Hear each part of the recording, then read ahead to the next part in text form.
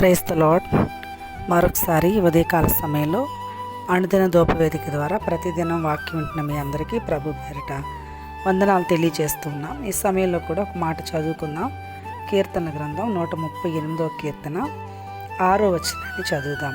యెహోవా మహోన్నతుడైనను, ఆయన దీనులను లక్ష్యపెట్టును, ఆయన దూరము నుండి గర్విష్ఠులను బాగుగా ఎరుగును. దేవునికి మహిమ కలుగునుగాక. అవును, దేవుడు ఎలాంటి వాడో, దేవుడు ఎవరిని లక్ష్య పెడతాడో, ఎవరిని ఆయన అసహించుకుంటాడో ఈ మాటలో మనం చూస్తున్నాం. చాలాసార్లు మన జీవితాల్లో మనం దేవుడు మనల్ని లక్ష్య పెట్టాలని, దేవుడు మనల్ని జ్ఞాపకం చేసుకోవాలని, దేవుడు మన జీవితాల్లో కృప చూపాలని మనం ఆశపడతాం. అయితే దేవుని వాక్యం చెప్తుంది, ఆయన ఎవరిని లక్ష్య పెడతాడు? ఆయన మహాగణుడు, మహోన్నతుడు, సర్వశక్తిమంతుడు, పరిశుద్ధుడు, నిత్య నివాసి అయినవాడు. కానీ ఆయన ఎవరిని లక్ష్య పెడతాడు? మహోన్నత స్థలాలు నివాసం చేసేవాడు. అయినా కూడా ఆయన ఎవరిని లక్ష్య పెడతాడంటే, ఎవరైతే దీనులై ఉంటారో, దీనత్వం కలిగి ఉంటారో వారిని లక్ష్య పెడతాడు. అనేకసార్లు మనం దీనులుగా ఉండలేకపోతున్నాం. పరిస్థితులను బట్టి అనేకసార్లు ఉద్రేకంతో, కోపంతో, అనేకసార్లు మరి అన్యజనుల వలె మనం ప్రవర్తిస్తూ ఉంటాం. హన్నా జీవితాన్ని మనం చూసినప్పుడు తనను విసిగించే పరిస్థితులు, తనకి నెమ్మది లేని పరిస్థితులు ఎన్నో తన జీవితంలో వచ్చాయి.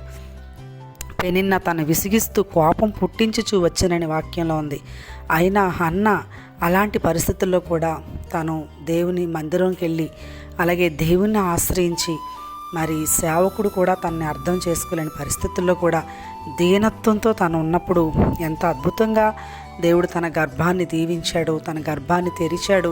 నిజంగా అన్న కుటుంబంలో దేవుడు ఇశ్రాయేలుకి అవసరమైన గొప్ప ప్రవక్తని ఆమెకు అనుగ్రహించాడు. కాబట్టి మనం దీనులమై ఉంటే, దేవుని వాక్యం 57వ అధ్యాయం యెషయా గ్రంథంలో 15వ వచనంలో చూస్తే, ఆయన వినయము గలవారి యొద్ద, దీన మనసు గలవారి యొద్ద నివాసం చేయించున్నాడని రాయబడింది.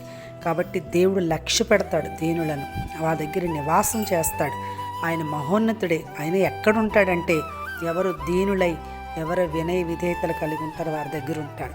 కాబట్టి ఉదయకాలం ఒకవేళ మిమ్మల్ని దేవుడు లక్ష్య పెట్టాలి, మీ హృదయాల్లో, మీ కుటుంబాల్లో ప్రభు నివసించాలని ఒకవేళ మీరు కోరుకుంటే, మరి ఈ యొక్క సమయంలో మనం గ్రహించవలసింది ఏంటంటే, గర్విష్ఠులుగా ఉండకూడదు. ఆయన గర్విష్ఠులకి దూరంగా ఉంటాడంట. అసలు వాడిని కలుసుకోడు, వాళ్ళని లక్ష్య పెట్టాడు. కాబట్టి అలా కాకుండా మనం వినయ విధేయతలు, దీనులమే మనం ఉన్నప్పుడు దేవుడు లక్ష్య పెట్టి మనల్ని, మన కుటుంబాన్ని దీవించి నడిపిస్తాడు. వింటున్న ప్రతి వారికి ఈ ఉదయకాలం అట్టి కృప ప్రభు అనుగ్రహించి నడిపించునుగాక. ఆమేన్.